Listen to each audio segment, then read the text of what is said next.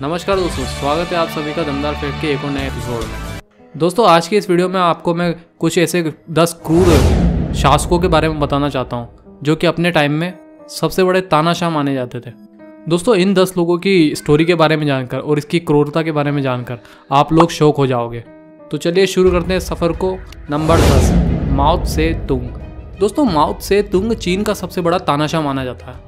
उसने 1949 से 1976 तक शासन किया। उसे करीबन 7.8 करोड़ लोगों का हत्यारा माना जाता है। उसने अपने शासनकाल में करीब 2 प्रोग्राम चलाए थे जिसका नाम था ग्रेट ली फॉरवर्ड और दूसरा था कल्चर रेवोल्यूशन।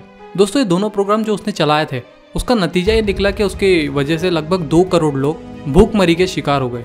लोग इस कदर भूखमरी के शिकार हुए कि कई लाखों लोग खाना न मिलने की वजह से मारे गए और इन सब का एक ही जिम्मेदार शख्स था और वो शख्स था माओ त्से तुंग। इतना ही नहीं दोस्तों, इसके खिलाफ कोई भी अगर आवाज़ उठाता था तो उसे सीधा सीधा मौत के घाट उतार दिया जाता था। इसीलिए कोई भी आम आदमी इसके सामने जुबान तक खोलने में बहुत ज़्यादा डरता था। Number 9, Robert Mugabe. दोस्तों रॉबर्ट मुगाबे जिम्बाब्वे का राष्ट्रपति रहा है। उसने 1987 से 2013 तक शासन किया है और उसके बारे में ये कहा जाता है कि उसने जो ये सत्ता भी हासिल की थी वो भी धोखेधड़ी से की थी। चुनाव के समय उसे जिम्बाब्वे के कई प्रदेशों से एक भी वोट नहीं मिला, लेकिन उसने लोगों को इस कदर डरा धमका के रखा था कि लोग उसके सामने कुछ बोल ना सके और उसने जोड़ तोड़ लगाकर धोखाधड़ी करके सत्ता हासिल कर ली। दोस्तों चुनाव के दौरान उसने करीब 20,000 लोगों की दर्दनाक हत्या कर दी।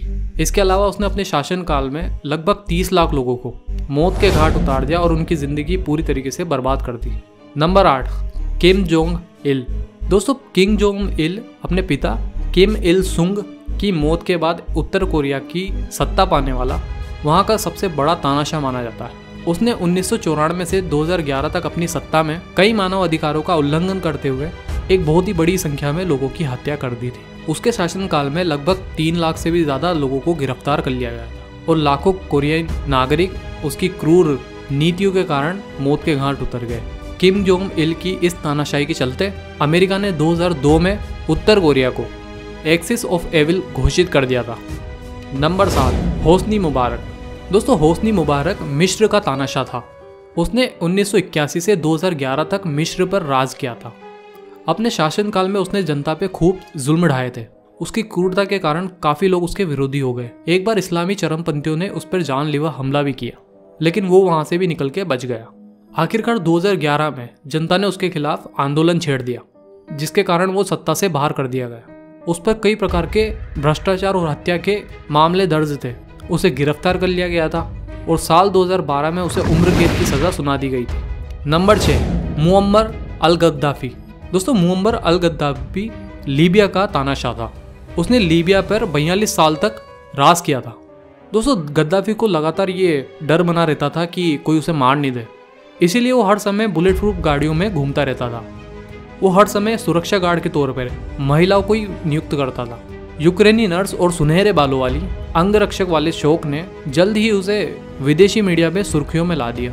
उसका शासन सिद्धांत था कि अलग अलग जनजातियों को आपस में भिड़ा दो और राज करो। दोस्तों उसके जो आलोचक होते थे उसे वो मौत के घाट उतार देता था। लीबिया पर 42 सालों तक लगातार राज करने वाला ये शख्स मरने से पहले जान बख्शने के लिए सरकारी सैनिकों के सामने खूब गिड़गिड़ाया और गद्दाफी के आखिरी शब्द थे, मुझे गोली मत मारो। लेकिन इंसाफ हुआ और वो मारा गया। Number 5, Benito Mussolini. दोस्तों बेनिटो मुसोलिनी इटली का राजनेता था जिसने राष्ट्रीय फैसिस्ट पार्टी का नेतृत्व किया था। उसने इटली पर 1922 से 1943 तक राज किया था। उसने 1925 तक संवैधानिक रूप से शासन किया। उसके बाद उसने तानाशाही रूप अपना लिया। उसने 1935 में अबिसिनिया पर हमला कर दिया। दूसरे वर्ल्ड वॉर के बाद से ही उसने कई हमलों में हार का सामना किया। इसी कारण उसे प्रधानमंत्री के पद से भी इस्तीफा देना पड़ा और उसे जेल की सलाखों के पीछे डाल दिया गया था। उस समय हिटलर ने उसे सहारा देते हुए छुड़ा दिया था, लेकिन फिर भी वो ज्यादा टाइम तक सत्ता नहीं संभाल सका। फिर 1945 में मित्र देशों की सेनाओं ने इटली पे जोरदार हमला किया, जिसमें मुसोलिनी को पकड़कर हिरासत में ले लिया। फिर 28 अप्रैल 1945 को उसे मौत की सजा सुनाई दी गई। नंबर 4, सद्दाम हुसैन। सद्दाम हुसैन लगभग 2 दशकों तक इराक का राष्ट्रपति रहा। सत्ता संभालने के बाद वो अपने आप को अरब देशों में सबसे ज़्यादा प्रभावशाली समझने लगा था। साल 1980 में उसने नई इस्लामिक क्रांति में प्रभाव को कमजोर करने के लिए पश्चिमी ईरान की बॉर्डर पे अपने सैनिकों को उतार दिया। इस युद्ध में लाखों लोगों को अपनी जान गंवानी पड़ी। इसी दौरान 1982 में सद्दाम हुसैन ने अपने ऊपर एक आत्मघाती हमले के बाद दुजैल गांव में 148 लोगों की हत्या करवा दी। अगस्त 1990 में ईरान ने कुवैत को तेल के दामों को नीचे गिराने के आरोप में जंग छेड़ दी। 1991 में अमेरिकी फौज के दखल के बाद इराकी सेना को कुवैत से पीछे हटने के लिए मजबूर होना पड़ा, लेकिन इस युद्ध में हजारों इराकी सैनिक मारे गए। नंबर 3, ईदी अमीन। दोस्तों, ईदी अमीन युगांडा का शासक था। उसने 8 सालों तक युगांडा पे राज किया। उसे युगांडा का कसाई भी बोला जाता था। उसे लगभग 6 लाख लोगों की मौत का जिम्मेदार भी माना जाता था। उसका विरोध करने वाले लोगों को वह प्राइवेट पार्ट, वह हाथ पैर काटना, अपना मांस खाने पर मजबूर करना, सर हथौड़े से फोड़ देना, बर्फ की चट्टानों पर बिठाना, इस प्रकार की सजा देता था। सजा के बाद जो लोग मर जाते थे उन्हें तालाब में फिकवा देता था, जिन्हें की मगरमच्छ खा जाते थे। उसके शासनकाल में महिलाओं पर रेप भी बहुत ज़्यादा होते थे और उन पर टॉर्चर भी काफ़ी ज़्यादा होता था। दोस्तों, मैं आपको बता दूं, उसकी 5 पत्नियां और दर्जनों बच्चे थे।